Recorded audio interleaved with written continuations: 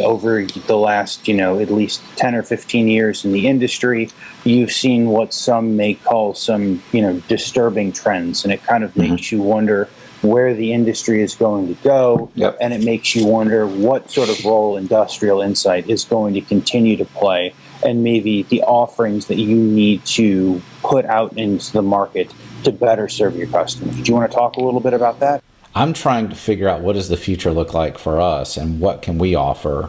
You guys already offer training. We do. And I think kind of the beginning of this was you guys offer training, but you can only train so much in between when the person gets hired and they're gone 3 years later. Yeah. And many times in Pi and the type of applications that you're working on, it takes a year or 2 years to get up to speed.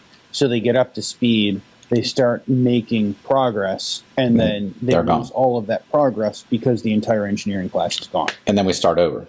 That would be difficult for the end users, right? Like that would be difficult, and I would call it unsustainable. You can't hire a new engineering class every 3 years and get no measurable progress during those 3 years before you start over.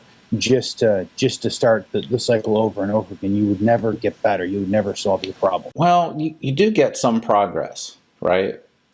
I think there's, like, one of the things we've been really trying to focus on is to not rebuild the tools over and over, because if you're not working with someone like us, and I've talked about this before. I think the video I did on the lighthouse, I talked about this.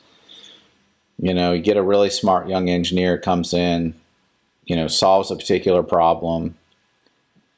That engineer that you figure out they're really smart, or somebody else does, and they either get promoted or they leave. Then the next engineer, comes in and somebody says, hey, the previous engineer solved it, here's their work. And they look at it and say, I don't understand what they did, I'm going to start over.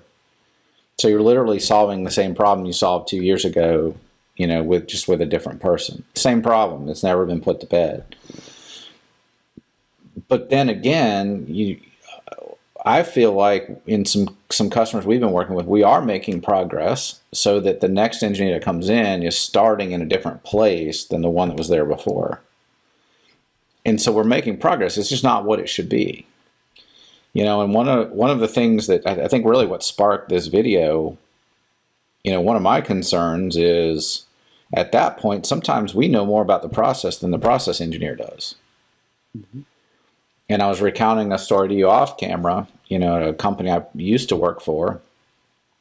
We had a major customer of ours that was having a lot of early retirements and layoffs and things of that nature. Just, I don't agree with it, but it's just the way of the world now. You let people go to balance your expectations with Wall Street and your profitability.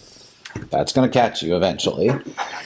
And I think, we're going to start to see that. But what was happening, and I wasn't even close to the customer or anything. I was just kind of an outside observer in all this. And I said to myself, we now have more experience in making that product that company makes internally than they do. Because a lot of the people that they've had who've been their experts for years, either retired or were laid off, given early retirement packages, being bought out, and they came to work for us. I'm like, something's wrong with this picture. Oh, yeah. And I scare everyone. It does.